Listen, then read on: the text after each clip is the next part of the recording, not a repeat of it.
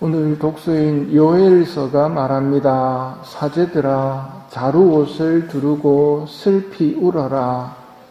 제단의 봉사자들아, 울부짖어라. 왜 울고 부르짖을까요? 재앙이 닥쳐왔기 때문입니다. 메뚜기 때의 습격으로 농사는 망쳤고 가뭄까지 계속됩니다. 요엘은 말합니다. 아, 그날 정령 주님의 날이 가까웠다. 전능하신 분께서 보내신 파멸이 들이닥치듯 다가온다. 정령 그날이 가까웠다. 어둠과 암흑의 날, 구름과 먹구름의 날이다. 이런 일은 옛날에도 없었고 앞으로도 세세대대에 이르도록 다시 일어나지 않으리라. 딱 한 번 일어날 주님의 날. 주님의 날은 요엘에서만 이야기한 것이 아니라 아모스서, 이사야서, 스바냐서 등 여러 예언자들이 오래전부터 예고한 날이었습니다. 주님의 날이 종말의 날입니다. 종말에는 심판을 받는데 악인에게는 멸망의 심판이지만 의인들에게는 구원과 해방의 날이 됩니다. 예수님께서도 말씀하셨습니다. 사람들은 세상에 닥쳐오는 것들에 대한 두려운 예감으로 까무러칠 것이다. 이러한 일들이 일어나기 시작하거든 허리를 펴고 머리를 들어라. 너희의 속량이 가까웠기 때문이다. 같은 주님의 날, 같은 종말의 날이지만 믿는 사람과 믿지 않는 사람의 모습이 완전히 달라집니다. 알곡과 쭉정이가 확실히 구별이 됩니다. 알곡은 곳간에 모아들이고 쭉정이는 꺼지지 않는 불에 태워버리실 것이기 때문입니다. 쭉정이들에게는 주님의 날은 불 속으로 던져지는 날이지만 알곡들에게 죽음은 드디어 하느님 아버지를 직접 뵙는 날, 드디어 예수님과 성모님을 비롯해 천국에 있는 우리 가족들, 아버지, 친지, 친구들을 모두 만나는 날이 됩니다. 어느 신부님이 의미심장한 농담 하나를 하셨는데 천국에 들어가면서 많은 사람들이 이런 말을 할 거라고. 이럴 줄 알았으면 진작 올 걸 그랬어.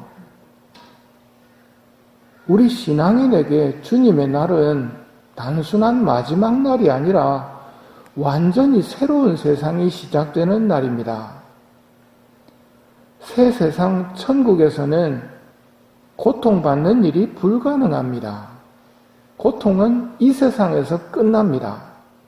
그리고 이 세상에서 얼마만큼의 고통을 하느님께 바쳤느냐에 따라서 새 세상에서 얼마만큼의 영광을 누리느냐가 결정이 되는 것이고 천국에서는 더 이상 고통을 받을 수 없기 때문에 영광을 키울 수도 없습니다. 영광을 키울 수 있는 시간은 지금뿐입니다.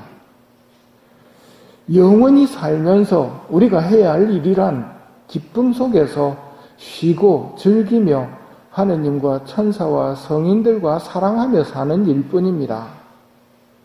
이런 삶을 영원히 살게 되는 일이 아버지 집에서 이루어집니다. 언제 이 날이 시작됩니까? 주님의 날.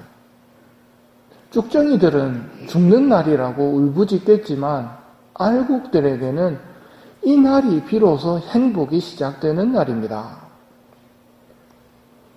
이런 삶은 어떻게 가능할까요? 요엘서 2장에 나옵니다. 옷이 아니라 너희 마음을 찢어라. 주 너희 하느님에게 돌아오너라. 그는 너그럽고 자비로우니 분노에 더디고 자애가 크니 재앙을 내리다가도 후회하느니라. 핵심 단어는 하느님께 돌아오라는 겁니다. 하느님께 돌아와 아버지의 뜻이 이루어지면 천국 행복을 차지하게 될 것이고 아버지를 떠나면 망하게 됩니다. 현재 우리 인류에게 남은 희망이 뭐라고 생각하십니까? 하느님의 선하심 뿐입니다. 자비하신 하느님께 의탁하는 것 말고 달리 이제는 방법이 없어 보입니다. 오늘은 10월 13일 파티마 성모님 마지막 발연일입니다. 이날 발연에서 성모님은 당신을 나는 묵주기도의 모후다, 나는 로사리오의 성모다 하고 알려주십니다. 날마다 로사리오 기도를 계속해서 바치거라. 이게 마지막 발연의 첫 마디였습니다. 그리고 성모님께서 자녀인 우리들에게 인류는 더 이상 하느님의 마음을 상해드려서는 안 된다. 그분은 이미 너무 많은 상처를 입으셨다 하고 알려주십니다. 파티마 발연이 100년이 넘었지만 이 100년 동안 인류가 하느님의 마음을 더 이상 아프지 않게 해드렸을까요? 오늘날의 모습을 보십시오. 곳곳에서 전쟁입니다. 총칼로의 전쟁도 있고 서로 미워하는 전쟁도 있고 경쟁하는 전쟁도 있고 아버지의 뜻이 아니죠. 아버지 마음을 상해드려서는 안 되는데 너무 많은 상처를 입으신 아버지 마음을 계속 상해드리고 있다는 말입니다. 그리고 파티마에서 유명한 태양의 기적이 일어납니다. 나중에 루치아 수녀님이 정리를 해주십니다. 파티마 메시지는 세상에 묵주기도를 바치라고 요청한 것이다. 묵주기도의 모후께서 나타나셔서 매일 묵주기도를 바치라고 요청하십니다. 세계 평화와 죄인들의 회개를 위해서 사람들은 하느님의 마음을 상해드린 것을 보상하고 죄의 용서를 청해야 한다. 죄가 하느님의 마음을 얼마나 아프게 하며 얼마나 가정스러운 것인지 분명히 알려주십니다. 그래서 죄가 있으면 어떤 은혜도 받을 수가 없습니다. 밑빠진 독에 물 붓기입니다. 그래서 은혜를 받기 시작하는 미사성제의 시작은 언제나 우리 죄를 반성합시다로 시작됩니다. 이 말은 고해성사를 제대로 볼 줄 아는 사람만이 은총을 가둘 수 있다는 말입니다. 정기적으로 내 영혼 상태를 씻어야 합니다. 성모님께서 죄가 뭔지, 죄가 얼마나 하느님의 마음을 상해드리는 것인지, 얼마나 가정스러운 것인지 알려주십니다. 회개하여 생활을 개선해야 된다고 말씀하시는데 생활을 개선한다는 것은 요엘서의 말씀과 같이 다시 하느님 아버지께 찾아드는 것입니다. 오늘 복음에서도 예수님께서 말씀하십니다. 힘센 자가 완전 무장하고 지키면 안전하다.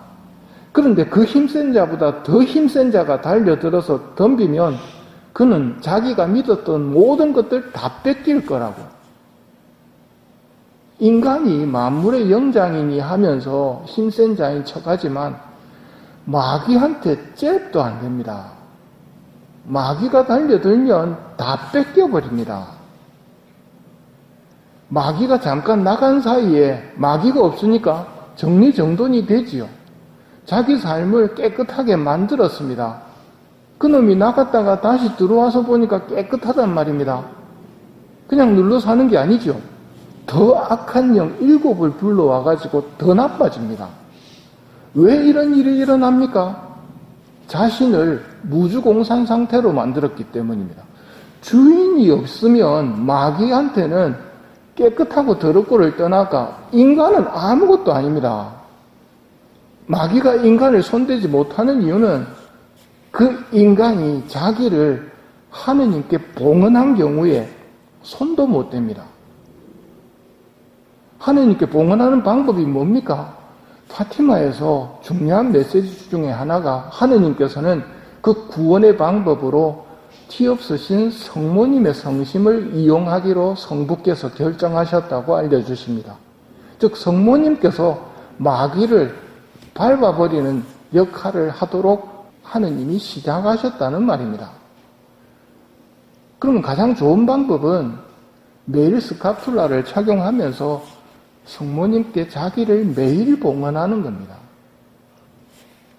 나한테는 마귀가 함부로 다가오지를 못합니다. 나 때문이 아니고 성모님 때문에. 티 없으신 성모님께서 우리를 만들어 주셔야 됩니다.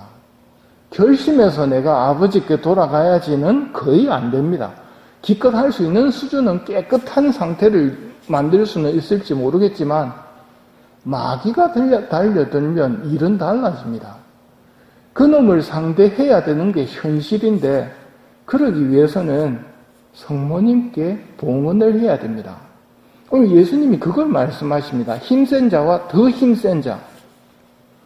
누구 편에 설 것인가?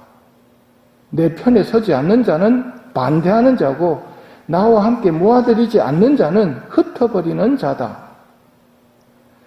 인간은 악마에게 상대가 안 되고 악마는 주님의 천사에게 상대가 안 됩니다. 주님의 천사이기 때문입니다. 천사들의 모후이신 성모님을 하느님께서는 구원의 도구로 정하셨습니다. 그것이 파티마 메시지입니다. 파티마 성모님이 그런 우리에게 말씀하십니다. 묵주기도의 모후이다. 매일 묵주기도를 바쳐라. 그리고 나한테 봉헌을 하여라. 티 없으신 성심께 봉헌을 하고 세계 평화와 죄인들의 회개를 위해 기도하여라. 그러면 나머지는 성모님이 알아서